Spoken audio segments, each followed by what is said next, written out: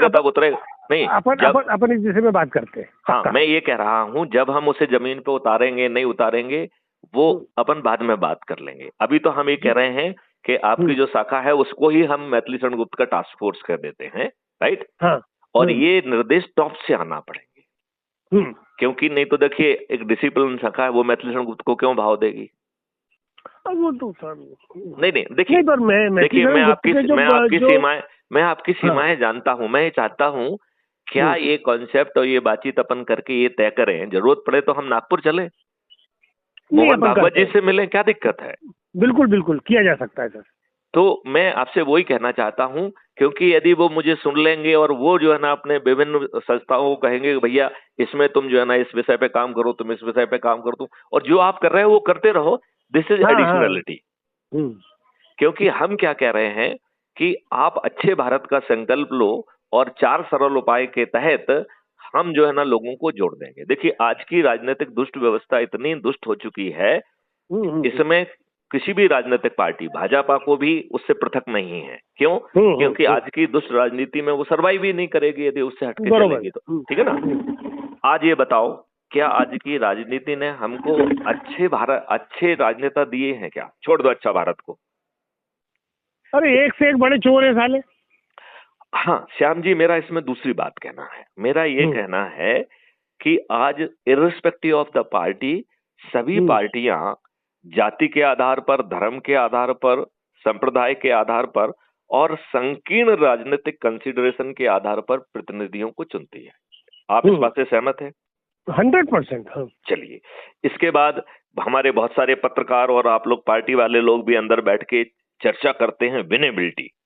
जो कंसिडरेशन में लोग आ रहे हैं इनमें से विनेबल कौन है, जो विनेबल होगा उसे टिकट देंगे। और विनेबिलिटी में क्या देखते हैं कि दुष्ट है तो विनेबल है, शरीफ आदमी तो कुछ कर ही नहीं सकता है, राइट। तो शरीफ आदमी कुछ कर नहीं सकता है तो भैया दुष्ट को चुनो। फिर दूसरा कंसिडरेशन क्या है? अपराधी है, बाहुबली है, गुंडा है, मवाली है, तो ये लोगों को डरा धमका के अपने हथकंडे अपना कर कैसे न कैसे जीत जाएगा। तो गुंडा, अपराधी, मवाली, बाहुबली ये सब जो है विनेबल है। फिर तीसरा जो कोई धनबली है तो वो विनेबल है। तो अब इस कॉन्सेप्ट के तहत अपन ने राजनीतिक उम्मीदवारों को चुना। माना आपने कि नहीं माना? माना वो तरीका ही वही है। अच्छा, अब जो है जीतने के हथकंडे भी अपन जरा चर्चा कर लें। तो क्या हर राजनीतिक पार्टी एक स्टैंडर्ड प्रोटोकॉल को फॉलो कर रही है कि नहीं कर रही है? चाहे भाजपा हो, चाहे कांग्रेस हो, चाहे सपा हो, चाहे जिनके पास है संसाधन है वही जीत रहे हैं और वही कर रहे हैं सब कुछ। नहीं, वो कैसे हथकंडे अपना रहे उन पर भी चर्चा करते हैं। पहला हथकंडा है फ्री भी बांटो, और फ्री भी दो चाहे ना दो, आश्वासन दे दो कि सिलेंडर 300 का दे देंगे, 400 का दे देंगे, फिर चाहे दें चाहे ना दें। नहीं, मेरा थोड़ा सा अलग मामला है। एक मिनट मुझे पूरी बात कह लेने दो, फिर आप बताएं कि हमारा मतभिन्नता अपन उस पर भी बात करेंगे। क्योंकि ये ठीक नहीं है कि मैं कहूं मैं जो कह रहा हूं वही सही है, नहीं।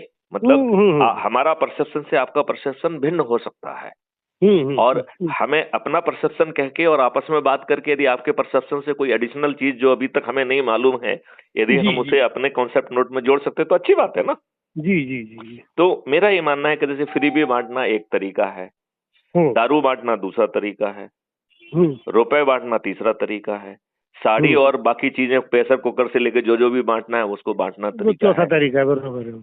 इन सब तरीकों को अपनाकर गरीबों के वोट को खरीदते हैं। और सो कॉल अमीर और सो कॉल एक्सपर्ट, सो कॉल विद्वान, ये साले दुष्ट जो है ना वोट देने भी नहीं जाते हैं। तो जो गरीब है उसी के वोट से सरकार बनती है, उसी से एमएलए एमपी बनते हैं, और उनके वोट खरीदे जा रहे हैं। और जो भी MLA MP irrespective of the party जिनके भी वोट से जीत रही है खरीद कर, उन्हें रिप्रेजेंट नहीं कर रही है। हाँ, उनका कोई वो नहीं है, वो रिप्रेजेंट कर रही है पार्टी को, जिसकी पार्टी विप से वो बंधा है, जिसके हाई कमांड के पार्टी विप के सामने उसकी बत्ती बंद है। अब देखो मैं भाजपा की ये बात लेता हूँ। नूपुर शर्मा को उस इंटरव्यू में बहुत प्रोवोक किया गया, और और उस प्रवोकन में उसने अपने मन से कोई बात नहीं कही, केवल वही बात कही जो इनके हदीसों में लिखी हुई है।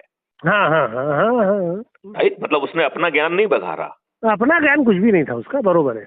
तो बताओ भाजपा कितनी दुष्ट है कि उसने उसे राष्ट्रीय प्रवक्ता के पद से हटा दिया। अरे वो तो मैं इस बारे नहीं में मतलब ये तो बात नहीं बिल्कुल कहेंगे, हम अपने को भी गाली देंगे, यदि कुछ गलती हुई तो गाली देंगे, हाँ, क्योंकि तभी तो हम निष्पक्ष कहलाएंगे। तो मेरा ये कहना है कि इस तरीके से राजनेता बन रहे हैं, तो जिस कंसिडरेशन से और जिस पैदाइश से हैं वो उसी की बात करेंगे। यदि हम किसी जाति की बात है तो जाति की ही बात करेंगे ना, हम तो जाति में विष फैला के जो है ना अपनी पोजीशन कंसोलिडेट करेंगे। आपने देखा होगा मेरे जितने भी ब्लॉग्स होते हैं, उसके अंदर जो बात होती है वो स्पष्ट होती है, मैं किसी के बात से नहीं डरता। श्याम वर्मा जी, मैं बहुत अलग बात कह रहा हूँ।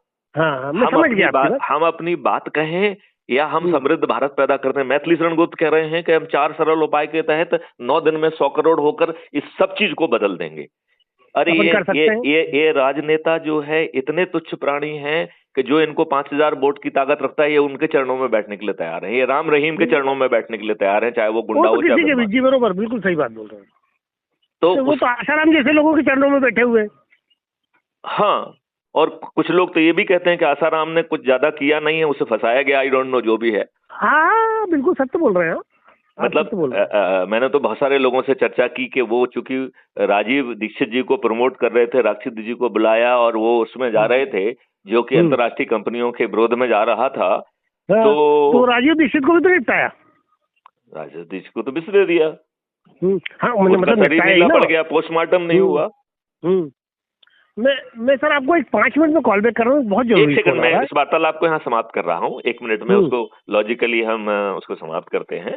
एक तो मैं निवेदन ये करता हूँ कि आपको मालूम ही है, आप हमारी बात सुनते रहते हैं, तो हमारी हर वार्तालाप रिकॉर्ड होती है और जो अभी हम बात कर रहे हैं ये भी रिकॉर्डेड है।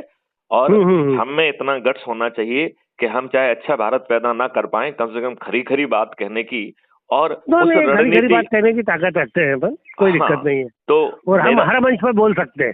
तो मेरा ये कहना है कि हम लोग बैठ के रणनीति तय कर लें, क्योंकि 4 सरल उपाय के तहत हम मात्र 9 दिन में 100 करोड़ हो जाएंगे, फिर भाजपा समेत सभी लोग हमारे चरणों में होंगे। अपन परसों बैठ रहे हैं सर, पक्का।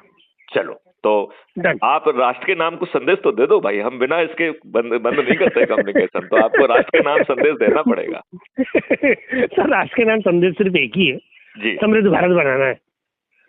नहीं, केवल समृद्ध भारत नहीं बनाना है और क्राइम मुक्त बनाना है, क्राइम फ्री, करप्शन फ्री, प्रशासनिक व्यवस्था को दुरुस्त करते हुए, नियम कानून को जो है ना दुरुस्त करते हुए, और इसमें मैं अपनी तरफ से जोड़ूंगा, मुसलमान मुक्त भारत बनाना है।